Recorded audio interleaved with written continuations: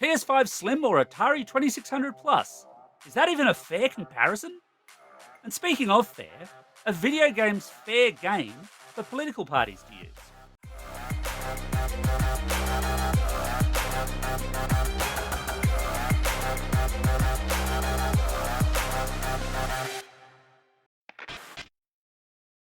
Hi there, welcome back to Vertical Hold Behind the Tech News, the award winning tech podcast where we catch up with Australia's leading tech journalists and commentators to dive into the big tech stories of the week.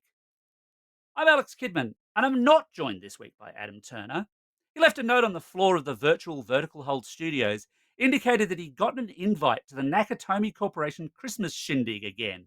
I'm sure nothing will go wrong there.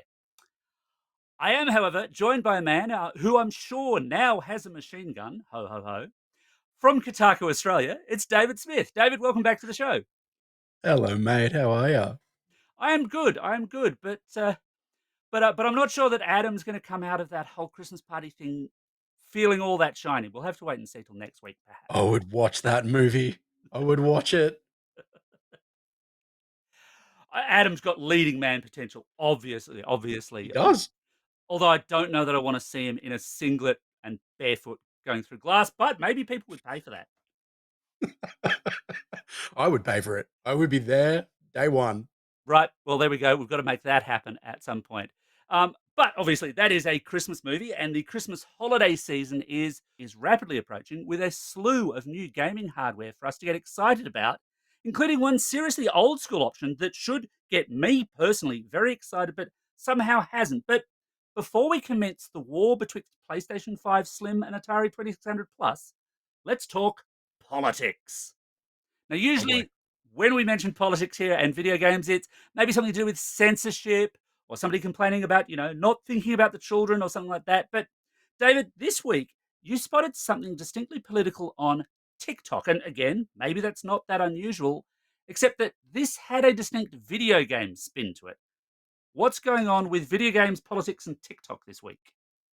I did, yeah. Scrolling TikTok after work on my commute home the other night, as I do, I was served a video from the Liberal Party of Australia, and they were using a game called Lethal Company, which has recently arrived on Steam. It's an indie game. It's a little multiplayer game, similar vein to something like Among Us. It's very social based. It's first Mhm. person, but it's about jumping into a sort of a fun house, like spooky dungeon with your friends and being scared together. It's good times. It's actually very, very fun. It's been doing really well. It's been outselling the new Call of Duty on Steam, which is, I imagine, Wow. why Okay.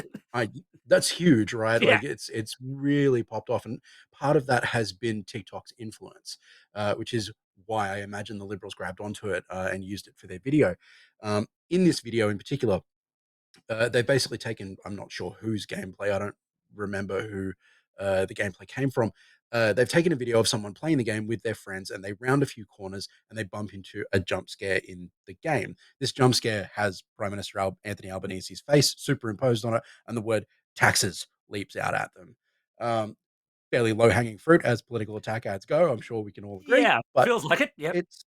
it's it's an interesting sort of strategy, one I've not really seen before, this using video games and a popular game on the platform to push a political message and appeal to a younger demographic. Um, TikTok's demographic is obviously, like, very young, perhaps too young to vote. I don't know if the advertising budget has been misplaced on this one, but nevertheless, it surprised me. And so I looked further through the account to see if they've been using games elsewhere, and they Mm. had been. They've been employing a very popular TikTok format. You may have seen it.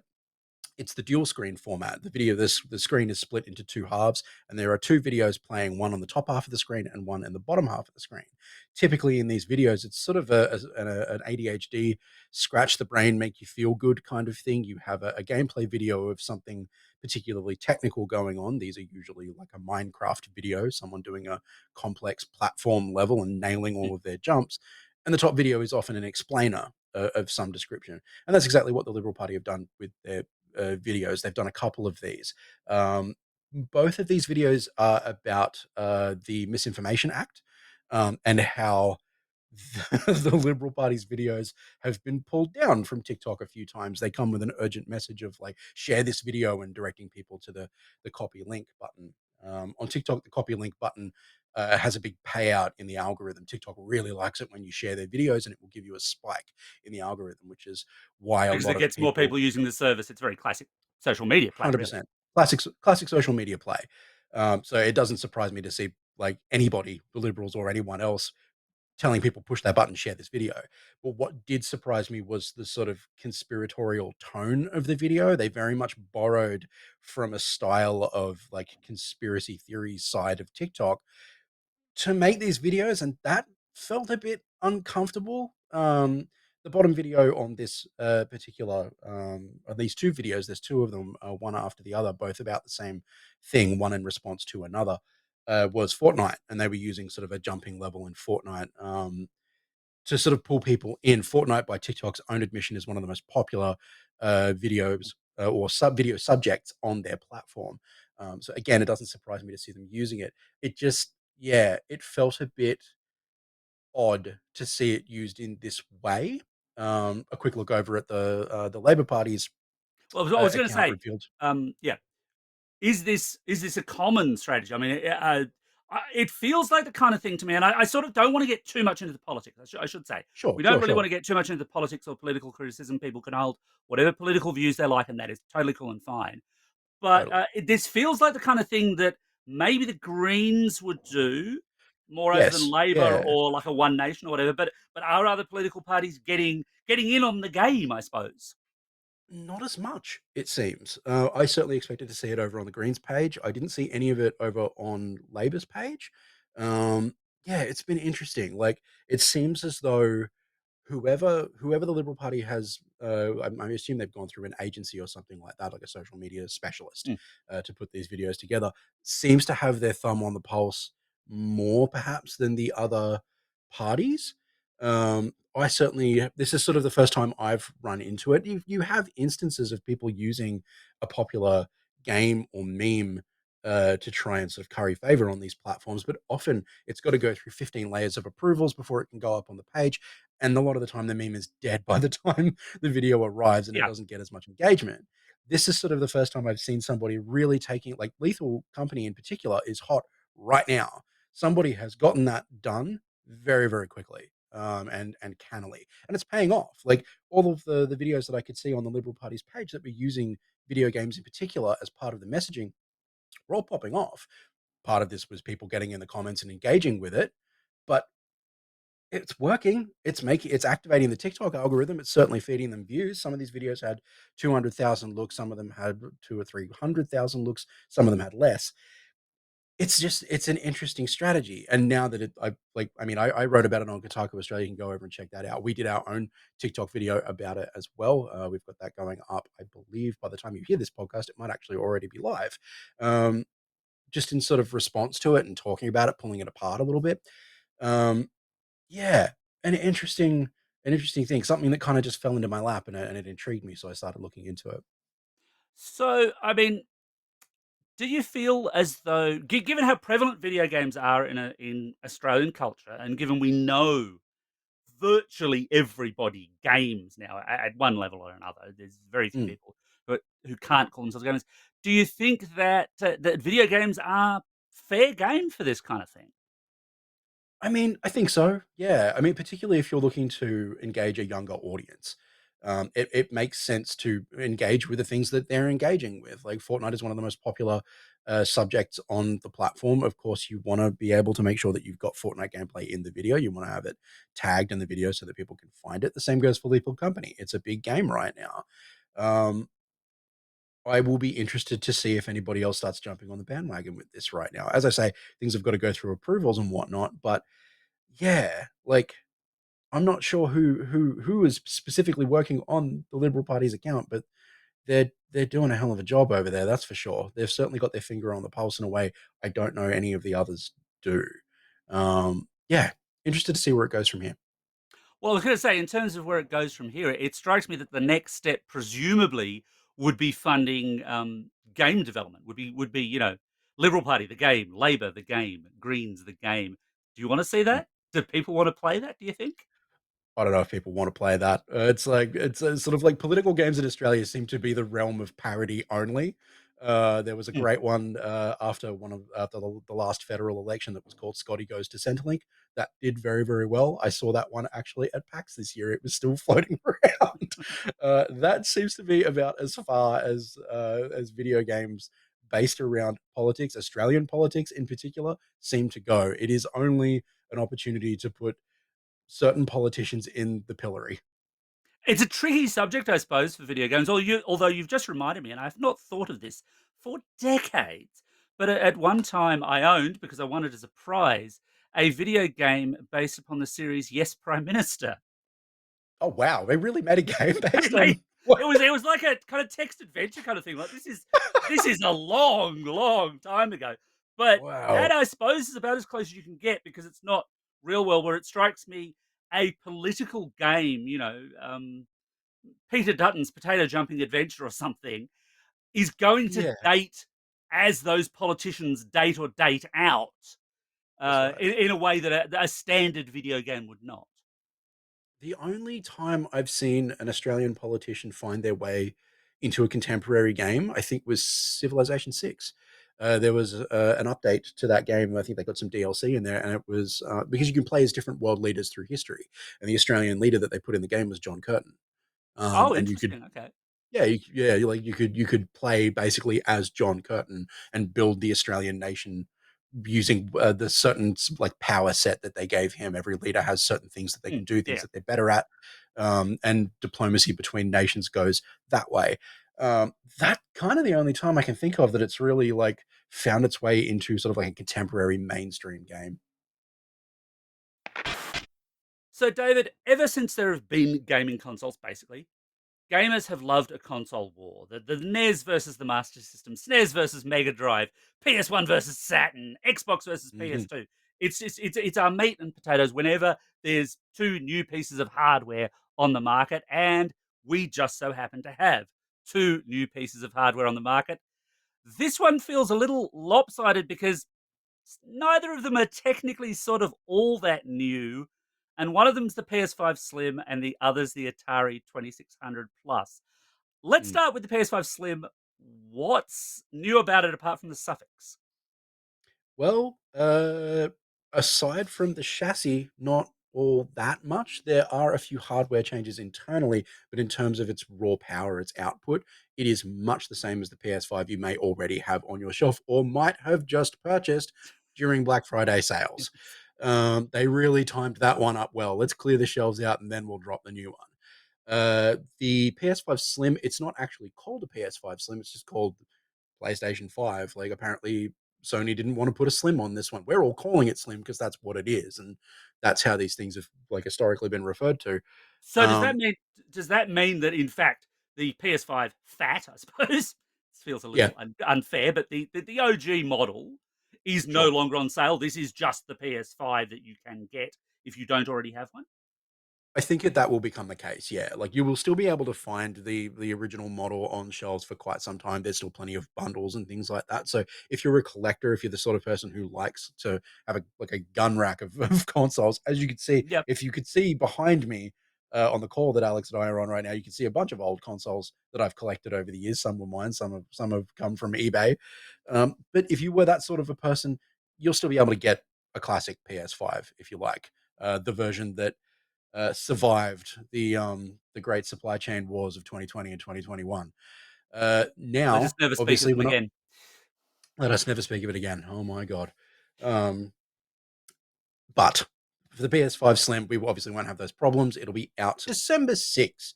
Will be the day you can go and grab those. I believe that pre-orders are open for it if you wanted to put your money down, but I dare say you'll be able to walk in and grab one on release day for those. They've been available around the world for a little while. I believe they've been out in the States for probably 3 weeks, a month or so, and I thought we might not get them until next year, but apparently Sony wants to get them on shelves before Christmas. And they're still offering up, as I understand it, a disc and then a just digital version of the. I'm still going to call it the PS5 Slim. It's easier, of the PS5 Yeah. Slim. In an age of increasing subscription game services, is the existence of the disc a bit of a dinosaur? I don't think so. No, I mean, I'm sure that like I'm sure if Sony had its way, it would say, yes, we're cutting the disk drive off and we're getting rid of it because we would much prefer you be in our lovely walled garden right here on the PlayStation Store where we can set all the prices and keep you locked into our ecosystem. I'm sure they would like that very much. Uh, that would be a nightmare, of course, for games preservation. And there's a lot of people who Yeah, don't want to see that happen. add So I stuff. am happy. Definitely, and I am happy to see that PlayStation are offering a disc version still of the PS5. You can don't if you do decide to save a buck and get the digital only edition of the console, don't worry, you can get the disc drive separately, and it will just attach to the PS5. If you bought the original model in a digital version without the disc drive, this disc drive will attach to that too. It'll go And with that both is models. that a new piece of hardware? Because I didn't think that they had It that is. option previously. It Do we have is. Yeah, yeah. how It's much basically more is that gonna cost someone though if they go the cheaper version? Are they actually saving money, or is it cheaper to get it anyway? they let's have a look here. You're looking at 679.95 for the digital edition, and 159.95 for the drive. So you will be coming out pretty close. It's 79.95 799.95, I should say, for the PS5 Slim with the Ultra HD Blu-ray disc drive, which is a bit of a mouthful, but is the disc Hmm. version of the console. So yeah, it's close, but I think you'll be paying more if you do go for the digital and then get the disc drive later. So if you're in two minds about it, just pay the little bit extra to get the version of the console with the disk drive packed into it. I think it will be worth it in the long run.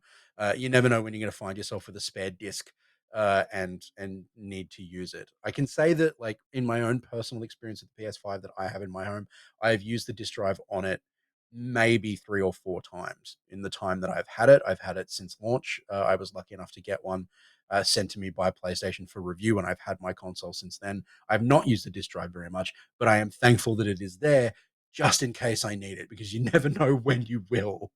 I am the anti you, David, because my copy of EDF6, which you can only get on disc because it doesn't exist here, I had to get it from Japan, lives in my PS5. I growl at my children if it gets removed.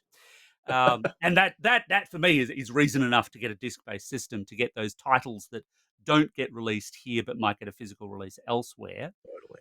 I should Any say the PS5 Slim is still region free as well. So any games that are released anywhere in the world, if you can get them on a disc, they will work in your PS5. Doesn't matter where they come from. the other challenge, of course, for the digital and the regular edition, because these days the disc is sort of the medium by which you prove you own it. Everything gets Mhm. installed. Any changes in the storage on the PS5 Slim? So the PS5 Slim, I believe, is going up to a 1 terabyte storage. Let me double check that again. Yeah, 1 terabyte storage. Same power as the previous models. Same 1 terabyte of storage for both the digital and standard disc model, which is good. It's definitely an awful lot of storage. We do live in an age where video game install sizes are creeping up to 120 gigs and beyond. It's only going to get bigger.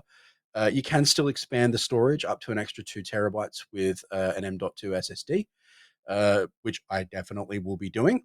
I've got one in my current PS5 model. I'm just going to transfer it straight over to the PS5 Slim. If Sony is happy to send us a review model, I will definitely be doing that.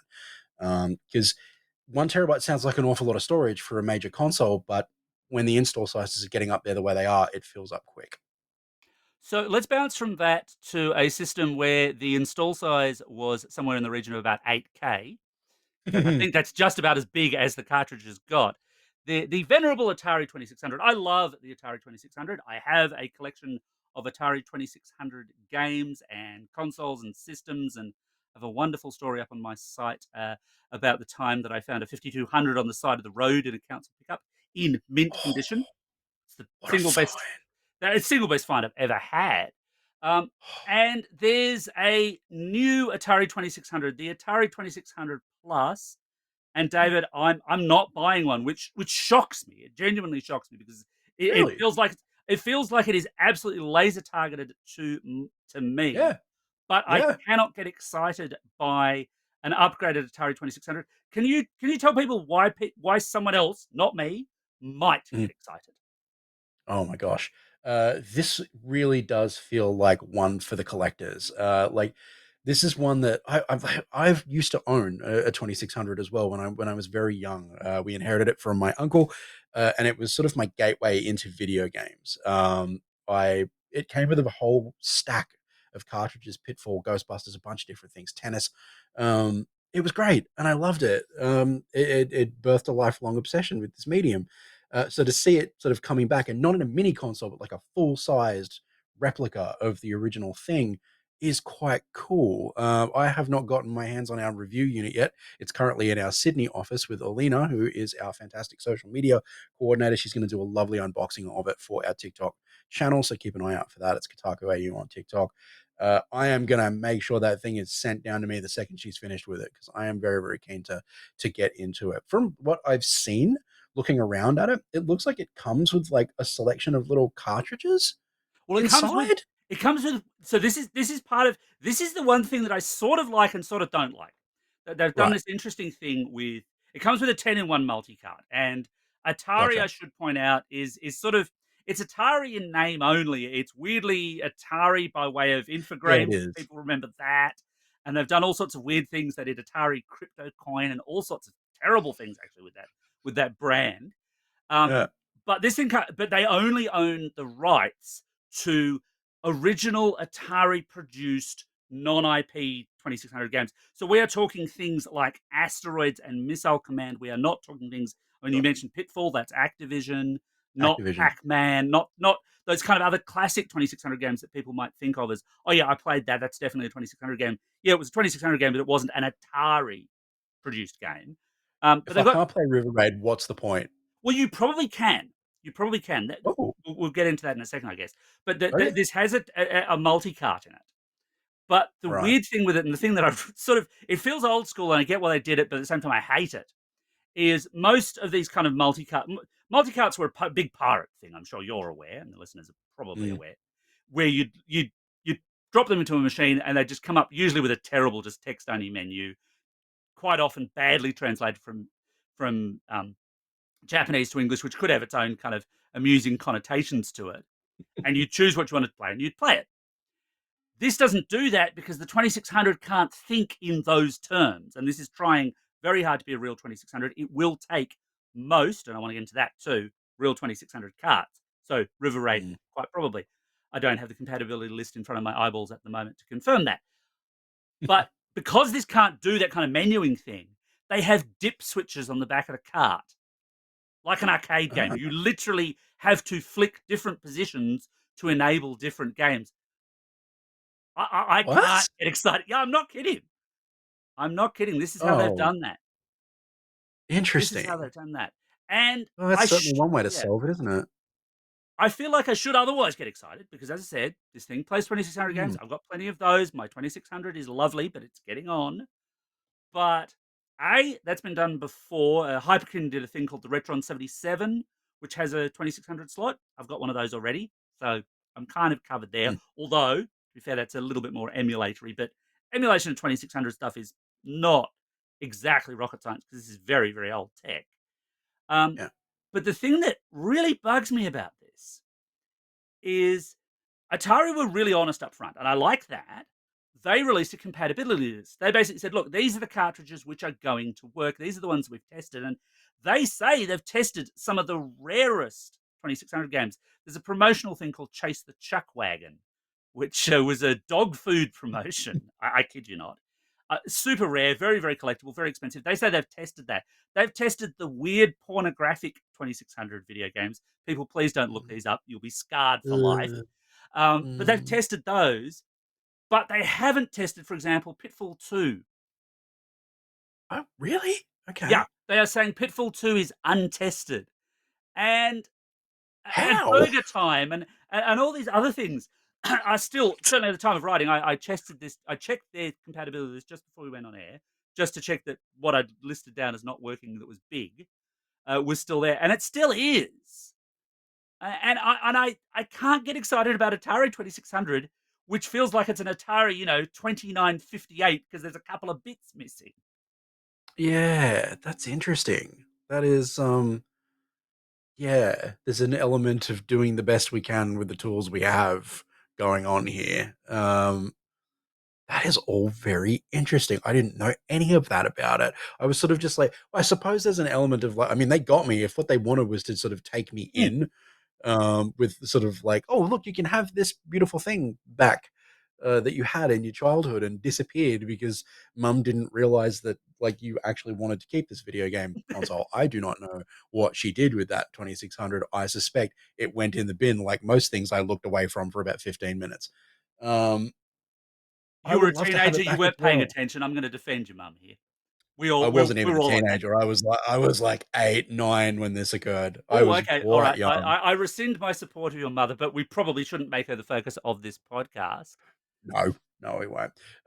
It's yeah, that's interesting. That is very interesting. I certainly would have been sort of like I was more pumped until we had this conversation, and that's sort of like I don't know. It's taking the. I'm still interested to check it out. It's taking the wind out of my sails a little Oh, bit. look, I definitely have a bit of a play on it, and I think, I mean, you mentioned the kind of mini console thing. I guess the other problem for the Atari faithful is Atari, the company, have done so much of this kind of thing. I mean, they did the excellent Atari 50. That is an Mm, amazing compilation that everyone should own, no yeah, exception. But they also did that. I mean, year after year after year, they had at games doing all the flashback consoles. They've done so many the games that are on the 10 cart multicart are not hard to come by quite legitimately, quite legally, and a lot yeah. easier than this as well. And then, yeah, the rest of the package just leaves me wanting. But I do not want to leave the poor Xbox gamers wanting because we haven't really discussed their needs. And you did have a story this week which featured Xbox very, very prominently and hardware. David, tell me about the Yorkshire Tea Xbox controller. Oh my goodness. So this was another one, just sort of browsing around the internet today. Uh, this is a fun one. It looks like Yorkshire tea, like the tea bags, The brand, yeah. fine tea, Yeah. the brand fine tea bags, purveyors of tea bags, have decided they want to get in on the video game like controller racket. They have a PlayStation 5 controller and an Xbox controller branded to look like a box of Yorkshire tea. I Yorkshire was tea, but hang ready. on, Yorkshire tea bags, like all the Yeah. boxes of them are boxes. They're like tissue box size kind of things. I can't imagine Yeah. that's a great controller shape. It's well, no, the thing is, I mean, it's a normal controller. It just like has the branding from the box on it, sort of like the picture Oh, of the like a wrap. field with the little. Yeah, it's like a wrap, Mm. basically, is what they've done. They've gone with a creator called Pop Art, I believe, Poppy Art. I'm not sure how to pronounce it, but it's certainly spelt that way. And they look like they do a bunch of like controller custom builds and things like that. You can check their page out as well. If you have a look at the YorkshireTea.com website, you go into their shop, you'll see the controllers right at the top of the page. They are a pretty penny. 159 pounds, I believe. Something like Hang on. pound sterling, my 159 friend. quid. 159 Yeah, quid. So yeah, that's getting into like near 300 Australian dollars for a yeah. It's nearly 300 and bucks. this is not the like the elite level weights and magnets and Nah, funky sensors pro grade controller here. This is a bog standard controller, but it's got yeah, a T logo on it. yeah. I could go down to my local EB Games right now and buy an Xbox controller for like $79 or however much they charge for them, or I could get the Yorkshire Tea version that is nearly 300 bucks Australian. And here's the rub: they don't actually send it to Australia, so I could pay for it. I'd have to get it sent somewhere in the UK because that is the only place they are mailing them to, which is a real bummer. So I'm I sensing that will attempt. you seriously like to assert your love of Yorkshire tea with this controller. I would love to have one of these controllers just for the joke of it, but I don't know that I could part That's with an expensive three joke. hundred $300 for a controller. Also, I would need to, I don't know, run some sort of a mail scam to get it sent to Australia, it seems. Getting one of these is about as hard as a Steam Deck. I need a mail carrier. I need all sorts of things. Well, that just about wraps up another episode of Vertical Hold. Thanks to David for joining us this week. Of course, mate. Anytime. Happy to be here. And David, it is now your free time to spruik whatever you'd like, where you work, stories you've written, where you are on social media. And as 2023 is drawing to its inevitable close, what's one game that you think hasn't got the hype or attention that it deserved. Not one of the big AAA billions of ads everywhere kind of games, but maybe something smaller or something that people overlooked and should take another crack at with the holiday season approaching. Yeah, for sure. So you can come and find me on Kotaku Australia. That's kotaku.com.au. It's a games website. We're updating every day with games, news, reviews, opinion, all sorts of cool stuff. You can find us around the traps on social media at Kotaku AU. That's our handle on just about everything. We've got our TikTok account up and running. It is going off. We've got videos going up every single day. Come by, say good day. You'll see me on there. You'll see my writer Emily and our social media co-ord Alina doing stuff over there too. Boy, a game that people might have missed. There was a game that came out back in, oh boy, this was like February or March, and I'm expecting it to sort of not come up again in the Game of the Year conversation, and I hope that it does. It's called Hi-Fi Rush. It's made by the same people that made some horror games for Bethesda called The Evil Within years Mhm. ago. This is not a horror game. This is a classic, old school, Sega-styled arcade brawler. It is all built around American rock music, which is great because it's a very Japanese game.